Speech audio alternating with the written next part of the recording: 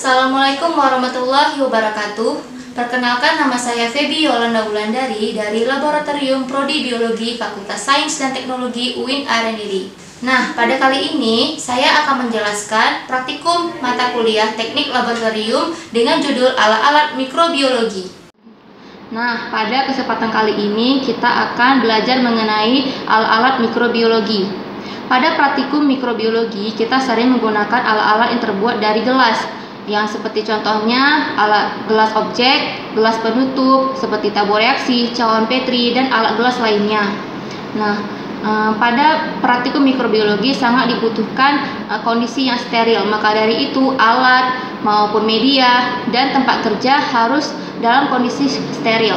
Pada dasarnya, sterilisasi terbagi menjadi 3 cara. Yang pertama terdapat sterilisasi kimiawi, yang kedua ada sterilisasi mekanik, yang terakhir ada sterilisasi fisik.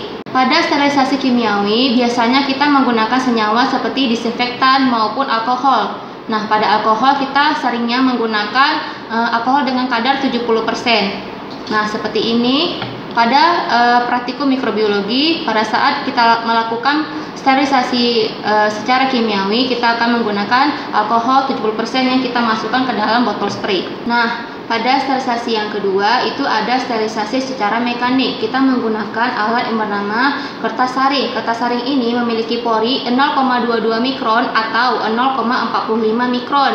Nah, kita menggunakan sterilisasi mekanik ini apabila bahan-bahan yang ingin kita sterilkan itu peka terhadap panas seperti enzim maupun antibiotik. Yang terakhir terdapat sterilisasi secara fisik. Nah, pada sterilisasi fisik ini terdapat 2, yaitu secara pemanasan, yang kedua terdapat penyinaran. Pada sterilisasi dengan pemanasan terbagi lagi menjadi 3. Yang pertama pemanasan kering, yang kedua ada uap air bertekanan, yang ketiga ada pemijaran.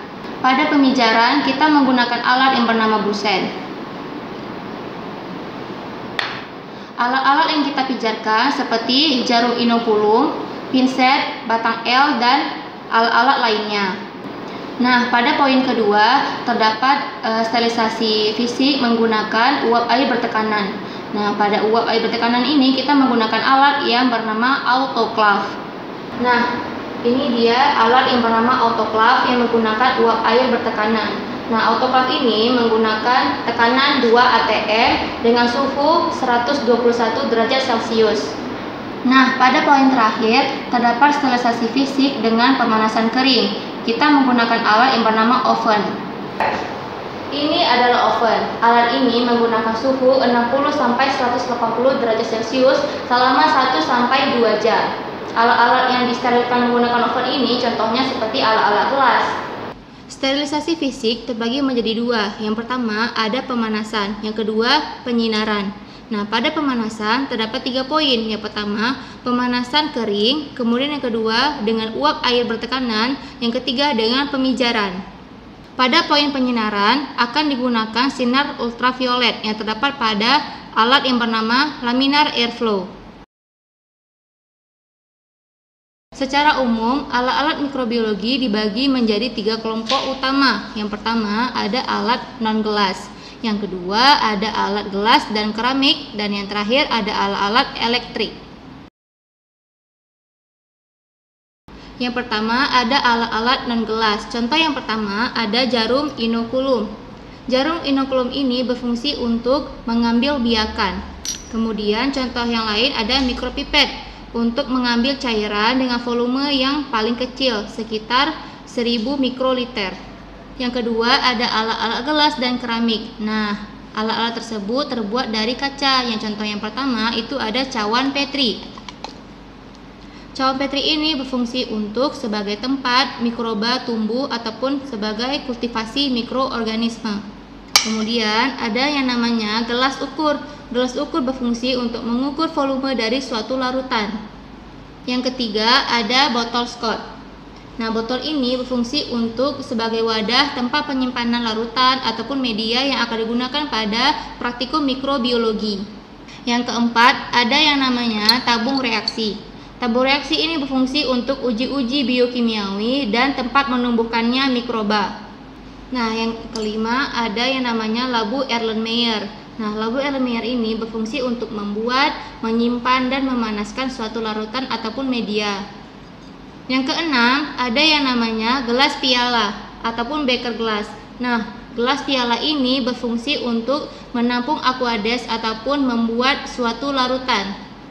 Oke, contoh yang ketujuh, ada yang namanya batang pengaduk. Batang pengaduk ini berfungsi untuk mengaduk suatu larutan yang akan dicampur. Contoh yang kedelapan, ada pipet tetes. Pipet tetes berfungsi untuk mengambil suatu larutan tanpa konsentrasi tertentu. Yang selanjutnya ada yang namanya bunsen. Bunsen ini berfungsi untuk menciptakan kondisi steril pada saat pemijaran dilakukan. Untuk contoh selanjutnya ada alat-alat keramik. Contohnya seperti mortar dan alu. Mortar dan alu berfungsi untuk menghancurkan ataupun menumbuk materi cuplikan seperti roti, tanah, maupun benda lainnya sebelum dilakukan proses selanjutnya. Contoh selanjutnya ialah alat-alat elektrik.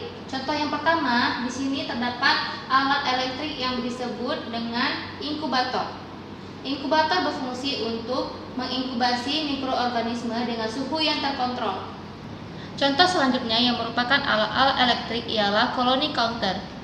Nah, koloni counter ini berfungsi untuk menghitung koloni mikroba setelah diinkubasi. Untuk contoh selanjutnya, terdapat alat yang bernama centrifuge. Alat ini berfungsi untuk memisahkan larutan berdasarkan massa jenisnya. Contoh selanjutnya, ada alat yang bernama dengan laminar airflow cabinet. Alat ini sudah dilengkapi dengan penyaringan aliran udara serta sinar ultraviolet, sehingga kondisi di dalam alat ini menjadi steril. Alat ini ialah vortex. Vortex berfungsi untuk menghomogenkan suatu larutan.